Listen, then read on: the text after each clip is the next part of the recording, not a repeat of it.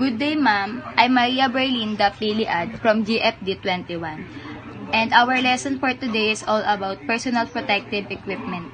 Personal protective equipment. The life of every human being is precious. Yet, due to the negligence and improper safety measure, thousands of workers died each year in the construction industry. Kung mapapansin natin, kapag walang personal protective equipment, mas malaki yung nagiging cost na maraming mamamatay at magkakaroon ng mga incidents sa construction kasi hindi sila safe. When these controls are not feasible, the use of personal protective equipment is required. It is the employer's responsibility to assess workplace hazard. It means yung personal protective equipment, napakahalaga niya talaga. Responsable talaga yung mga empleyado at saka yung mga nagpapatrabaho na gumamit neto. Kasi mas nagkakalas ng accident tsaka ng pagkamatay ng mga empleyado kapag ligtas tayo tsaka aware tayo sa mga nangyayari sa paligid natin, lalo na sa loob ng trabaho. OSHA required employers to protect their employees from workplace hazard through proper and effective engineering or work practice control. Ibig sabihin, kailangan talaga yung mga nagpapatrabaho sa isang kumpanya, talagang kailangan nilang protektahan yung mga empleyado nila, lalo na sa lugar kung saan ginagawa. If hazards are present or are likely to be present and work practice control alone are not sufficient, then the employer must provide personal protective equipment to exposed employees. This module provides a basic understanding of OSHS role in prevention and elimination of work-related qualities. Itong module na to, dito natin mapag-aaralan yung mga basic understanding about occupational protection. Kasi kapag napag-aralan natin to, magkakaroon tayo ng further idea paano natin mapoprotektahan yung sarili natin pag nasa loob at labas tayo ng isang trabaho. Learning objective. Understand the law regarding personal protective equipment. Dito sa module na to, may mga batas kung saan malalaman natin yung kung paano natin mapoprotection na yung sarili natin gamit yung personal protective equipment. Number 2, ensure they understand the importance of using personal equipment. Dito ma-ensure natin kung ano yung kahalagahan ng paggamit ng personal protective equipment lalo na sa loob ng trabaho. Recognize common safety hazard where PPE is required. Dito ma-recognize natin kung paano natin magagamit yung PPE, kung mahalaga ba siya o hindi sa loob ng isang trabaho. Have understood the principle of maintaining PPE in good condition. Dito malalaman natin yung mga principles para ma-maintain natin yung PPE sa atin. What is PPE? Ano nga ba yung PPE? Yung PPE, personal protective equipment siya. Ibig sabihin, naka-include dito yung cloth, helmet, goggles, or other garments, equipment designed to protect the wearer's body from injury and infection. Kasi kapag mayroon tayo neto sa katawan, katulad ng helmet, required siyang gamitin lalo na pagka yung work mo, construction. Kasi para sa mga falling things na mabibigat, magkakaroon tayo ng safety na hindi ganun kasakit or hindi tayo magkukos ng injury kapag nangyari yun. Who would pay for PPE? It seems of personal protective equipment are required. They must be provided by free or charged by the employer. Ang kinukuha talaga ang PPE sa kumpanya. Kunyari, construction worker ka or painter ka.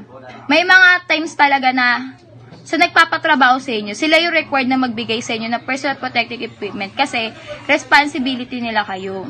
Sila din yung magkakaroon ng kaso kapag hindi nila napaangalagaan yung mga empleyado nila. When to use it? Kailan ba ginagamit ang PPE? Ginagamit ito, it will be used when starting work, bago magtrabaho. Kapag nasa oras ng kagipitan, kunyari dangerous, kapag sa building aakyat ka sa matataas, diba? Kunyari, 5th floor ka na or 15th floor ka na, kailangan mo na gumamit ng PPE. It will be used to avoid danger within the workplace. Oo, nakakaiwas din siya ng disgrasya dun sa lugar na pinagtatrabuhuan mo. It used to work for safety. Tama. Nakakapagbigay siya ng safety sa mga tao, empleyado na gumagawa sa trabahong yun. Assessing and choosing PPE. PPE should be selected based primarily on the hazard identified during the assessment. However, employers shall also take a fit and comfortable into consideration when selecting appropriate item from each employee. Yung PPE, dapat kapag gumamit ka ng PPE, yung komportable ka. Hindi yung, kunyari, size mo, large. Tapos kukunin mong helmet, large. Syempre, hindi ka safe doon kasi may possibility na maluwag siya at malalaglag siya. Baka mahulog pa yun kapag may malalaglag na mabigat na bagay sa ulo mo. Kaya dapat yung fit tsaka comfortable, yung PPE na nagagamitin mo at yung pipiliin mo. PPE is specified and provided since July 1, 1995. All new PPE must be CE marked. The CE mark signifies that the PPE satisfies certain base minimum safety requirements. Ibig sabihin, pinatupad yung new PPE since July 1, 1995. Tsaka mark na siya. Talagang kailangan natin siyang gamitin. Requirements talaga siya sa isang company na meron tayong PPE. Kahit nga sa simple work, di ba, kailangan ng PPE. Kasi napaka-importante talaga niya. Christina T. Monzolin. Suitability of PPE. Every employer shall ensure that suitable personal protective equipment is provided to his employees who may be exposed to a risk to their health or safety while at work, except where and to the extent that such risk has been adequately controlled by other means which are equally or more effective. So, dapat tiyakin ng employer na ang naaangkop na PPE ay ibibigay sa kanyang empleyado na maaaring ma-expose sa isang panganib sa kanilang kalusugan o kaligtasan habang nasa trabaho, maliban kung saan at hanggang saan ang nasabing peligro. Fit testing of respiratory protection equipment. A major cause of leaks is poor fit, tight-fitting facepiece need to fit the wearer's face to be effective. As people come in all sorts of shapes and sizes, it is unlikely that one particular type or size of RPE facepiece will fit everyone. Fit testing will ensure that the equipment selected is suitable for the wearer. So, sa fit testing daw, dapat ang protection mo sa mukha ay dapat magkasya para maging effective. Dahil iba-iba tayo ng hugis at sukat ng muka at walang kasiguraduhan na ang isang partikular na uri o sukat ng RPE facepiece ay magkakasya sa lahat. Ang example ng RPE facepiece ay surgical mask and N95. There are two types of fit test. Qualitative fit testing is a pass or fail test method that uses your sense of taste or smell or your reaction to an irritant in order to detect leakage into the respirator facepiece. Ang qualitative fit testing ay isang paraan ng pagsubok na gumagamit ng iyong panlasa o pangamoy o iyong reaksyon sa isang nagpapawalang bisa upang makita ang pagtulo sa respirator facepiece. Quantitative fit testing uses a machine to measure the actual amount of leakage into the facepiece and does not rely upon your sense of taste, smell, or irritation in order to detect leakage. Ang quantitative fit testing naman ay gumagamit ng isang makina upang masukat ang aktwal na halaga ng pagtulo sa facepiece at hindi umaasa sa iyong pakiramdam ng panglasa, amoy, o pangangati upang makita ang tagas. Information, instruction, and training on PPE use. The PPE regulations require employers to provide suitable information, instruction, and training for their employees to enable them to make effective use of the PPE that they provide and to enable them to make effective use of the PPE to protect them against workplace hazards. Dapat tiyakin ng mga employer na ang bawat empleyado ay nagpapakita ng pag-unawa sa pagsasanay sa PPE pati na rin ang kakayahan upang maayos ang pagsuot at paggamit ng PPE bago magsimulang magtrabaho na nangangailangan ng paggamit ng PPE. Kung ang isang employer ay naniniwala ang isang dating may kasanayang empleyado ay hindi nagpapakita ng nararapat na pag-unawa at antas ng kasanayan sa paggamit ng PPE, ang empleyado na iyon ay dapat makatanggap ng muling pagsasanay at iba pang mga sitwasyon na nangangailangan ng karagdagang o muling pagsasanay ng mga empleyado. Everybody, I'm Daniela Echaque. Maintaining PPE. PPE maintenance, repair, building and demolition requirements. The Occupational Safety and Health Administration mandates that workers speak, include, and wear personal protective equipment in circumstances where PPE can help minimize the risk for harm and injury.